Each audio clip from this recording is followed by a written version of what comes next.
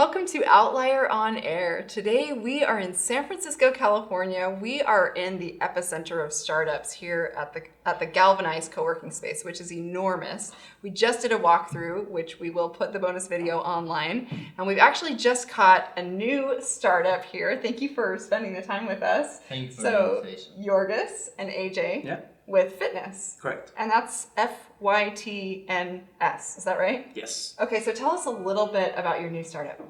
So we started fitness about 4 months ago. Our idea is to really connect people to great personal training. Mm-hmm. We do workouts all over the city. Anything from boxing on the beach to yoga in the park. Cool. We let you customize your own sort of workouts. Okay, cool. And that's sort of the boiled down version of it. So Yorgos, I actually met you in Las Vegas when we were at one of our previous interviews with Rebellion Lab, which is very cool. And so that was kind of fun that we met here in this space. So tell me about that transition and what you're doing as a co-founder now. So Rebellion Lab was my dream job because it was like digital, retail and fashion. Mm-hmm. But I always wanted to start something on my own. And with AJ, we went to school together and we have been training together. Actually, he trained me. Ah, nice. And on our way back from Vegas after graduation, we had a conversation and I was saying to him that AJ, I've tried a couple of personal trainers, but there is skill, but there is no return on investment because many of them were not like that good. And my experience with you was way better. Not only because you trained me well, but because it was fun. We were talking. I didn't feel that I was paying just someone to show me exercises. And that's how fitness started. And it's really exciting. Like working for someone, it's nice, but creating something from scratch, it's like a roller coaster. But right. In the same time, it's exciting. Very, very exciting. So tell me what your role is as a co-founder. I'm more into marketing and experience. We believe a lot in creating fitness experiences and create a strong community of great athletes and very passionate people that they want to put fitness in their lifestyle and not just tone up. Okay. So I'm trying to create this part and working on experience and community in fitness. All right. And AJ, obviously you are the trainer, so tell me what you're bringing to the co-founder table here. So I think when you're a small team, everyone kind of does everything. Yeah. And so when they say you wear all the hats together. And so, for me, it's a lot reaching out to trainers, speaking to clients. But really, we all do everything. And I think anyone who does a startup will resonate with that. Sure. Where no one has a set task.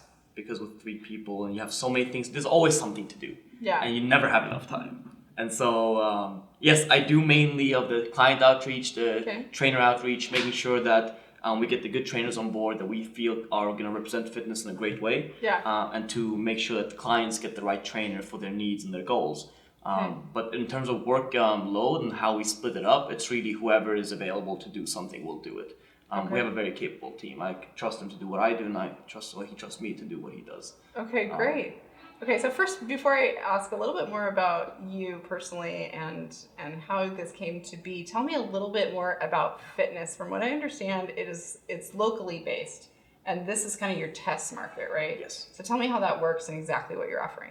So fitness really is a platform. It's a platform for personal trainers. You can come in, you can find anything you're looking for in terms of training and health.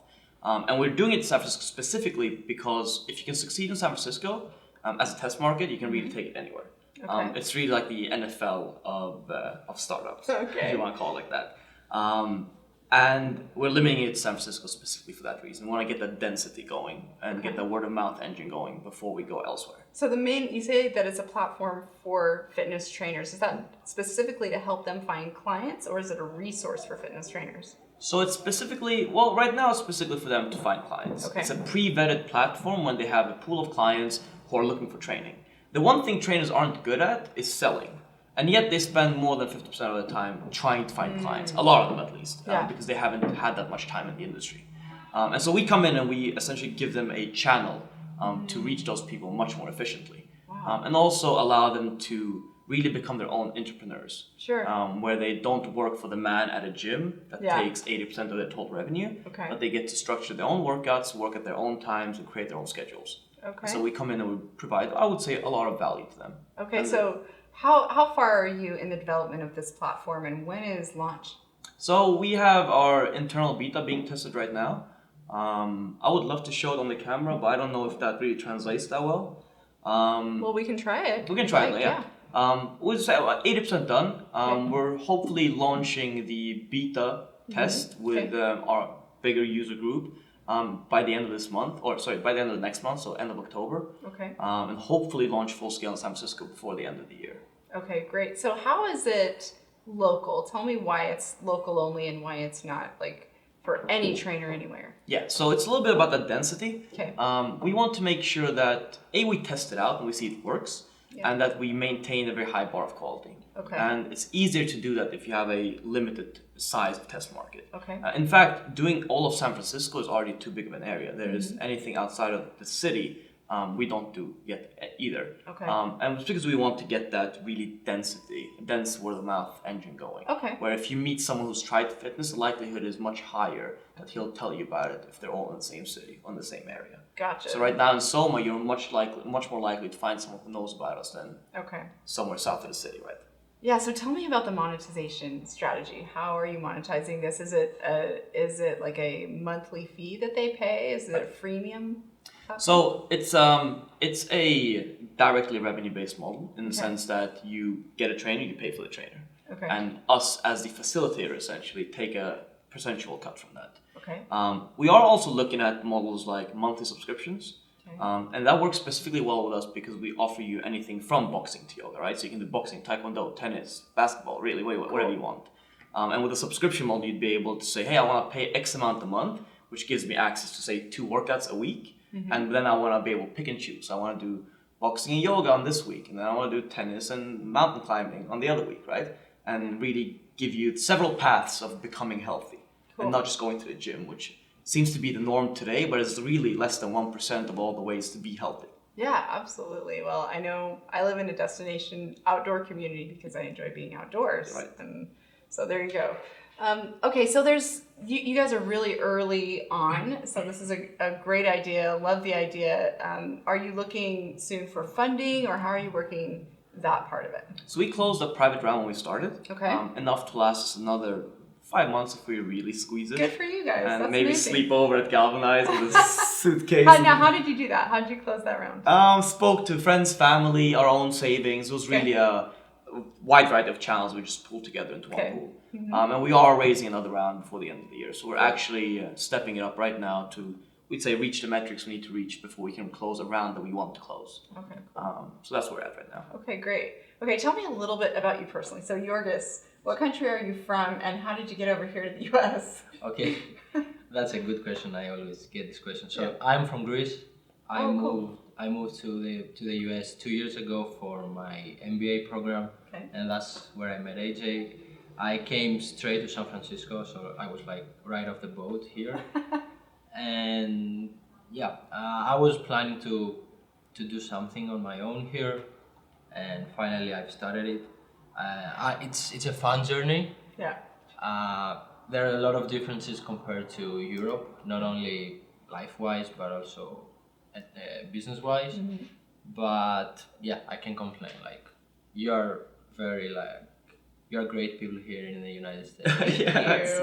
Very innovative, and especially in San Francisco, is a great community of people. You can talk to everyone. They're looking to hear what you have to say. Yeah. They don't judge, and I think that's why everything starts here. So do you think this is truly where the American dream happens? I think it's not only the American dream. It's like every person's dream to be an entrepreneur or to build something unique. Yeah, this is where it starts. Cool. So is it difficult for you? Obviously, I'm a U.S. citizen born in the U.S., and so I haven't experienced this aspect of entrepreneurship, but I encounter it all the time. Immigrants coming in from other countries wanting to pursue entrepreneurship in the U.S. Have you encountered any difficulties, or are there difficulties in front of you to pursue that here? So, market and people are very often are very open to try our service. But there are so many tricky points with the immigration law that I think is the biggest problem. That even, for example, I've applied for an H1 visa, which is the working visa. I've paid like a good amount of money, and at the end of the day, I didn't get the lottery. Oh, I see. It's on a lottery system. Yeah, it's not fair because you've paid for it. Right. But it is what it is. Yeah. So what do you do next? Do you get in on the lottery again, or do you go another route? I don't know. You'll figure something out, like all entrepreneurs do. There are like several options, but at the same time, there's no option. Sure. So, okay. Okay. But I don't think that this is something that can like pull you back from your dream. Yeah. Like if you wanna succeed and if you wanna make something, you just follow this path and you do whatever it takes. Cool. Well, of course, as entrepreneurs, that's what we got to do, right? And then a lot of times, just by opening your mouth and announcing to the world what you're trying to do, people will come help you. Yeah, I guess. So tell me about your story, AJ. Where are you from? I'm born and raised in Sweden. My mother's from Iraq. My father's Swedish. I was actually born the same week that my mom arrived to Sweden. So I was born in a refugee camp. Oh, really? Swedish. Wow. Yeah. So it was a bit weird growing up in Sweden. Sweden is very homogenous. Yeah. Not at all as diverse as San Francisco. Sure. And before I came to the US, I actually thought Swedish fairly racist. I mean, in a very passive aggressive way. And I always thought the US was gonna be like that. All the media and all the stuff you see on TV when you're not from the US usually portrays that image. And you come here and you realize it's very, very much not so. It's very open. Everyone's the same. There's no difference if you're black, white, brown, yellow. There's no change at all. And so that was a big surprise to me. Born raised in Sweden, moved to the UK for a bachelor's with our other co-founder Bjorn, who I've known since I was 6, also Swedish, and then came to San Francisco for a master's. Okay, cool. So as you're founding this company, tell me about your status with papers, and are you dealing with the same thing that Yorgos is dealing with? Okay. So immigration is a bit of a bitch. I'm sorry, that's a word. It is what it is. It really is what it is. It's a long process. It's a very small chance that you get what you want, and it's still limited. Yeah. Like you can only stay for a certain amount of time. Okay. There are ways around it. If you raise a very big financing round, for example, you can apply for something called the E2 visa, which anything over 500,000 will essentially give you the visa, and then as long as you have a certain amount of employees from your home country, there's a lot of sort of side rules to it. I think the core of it is the last thing that's gonna make you not successful is your inability to stay in the country. Okay. I think other things will probably tell you that you're not gonna be successful before the visa people come in and say you ran out of time. Okay. So generally speaking, you'll have at least 1 year in the US. Okay. And that should be enough for you to try out your concept and really feel it out and see whether or not this is something you should be doing. Talk about motivation, right? Right. Well, I mean, we know that 90-something% of startups fail. There's no failure. You always learn something and take it with you to the next venture. Yeah, I mean, we don't really know what goes into that number. Maybe someone starting something and then the next thing, if we pivot enough times, we're going to succeed. We know that. Right, exactly. Or course correct along the way and whatever the case is. But it's really, like I said, I don't think immigration is what's going to stop people. Okay. So whoever thinks about coming to the US to do something, it's a bit of a long process. Go through it.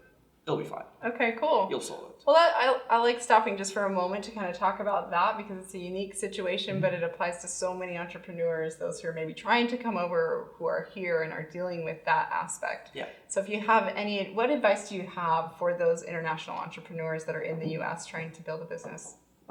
In terms of immigration per se, or just in terms of... In general.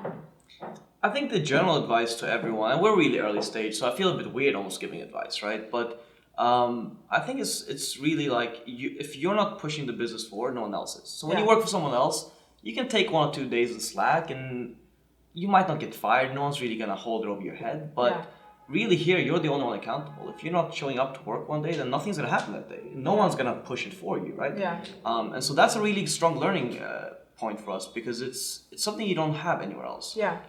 Where you really are in charge of your own success, and the money you have is the money you have. You don't grow on trees, right? Right. And every day that goes by, you're losing money. You don't even have to do anything. You're losing money. Just every minute I'm here at Galvanize, I'm losing money. Speaking to that, I'm just kidding. Well, hopefully you'll be gaining something by our wonderful But yeah, users. so that's really the core of it. It really makes sure you do something every day and Okay. push the business forward, even if it's minimal progress. Cool.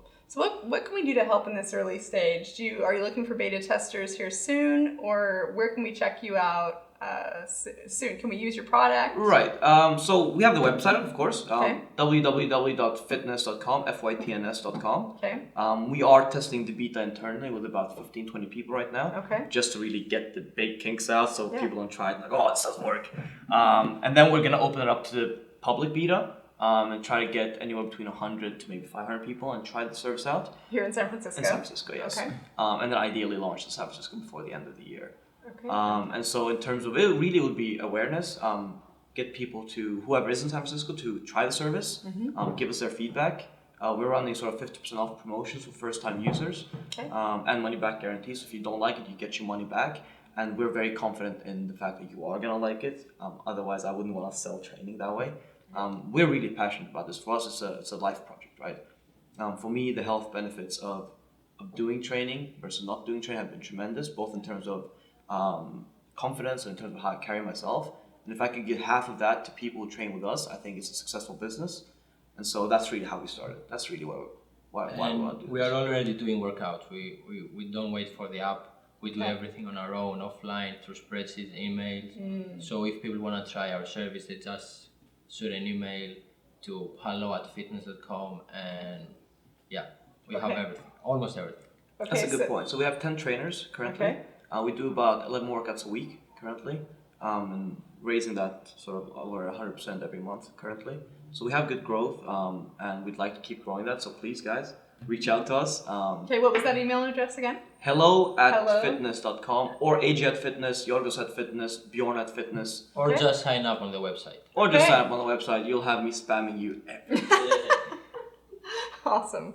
Well, we really wish you luck in your startup. We love getting just a taste here at the beginning stages. It's very exciting. Obviously, you have a ton of energy and expertise as well. So I'm glad that you took this time with us. And go ahead and go to outliermagazine.co. Check out the show notes page and all of the notes and the links mentioned.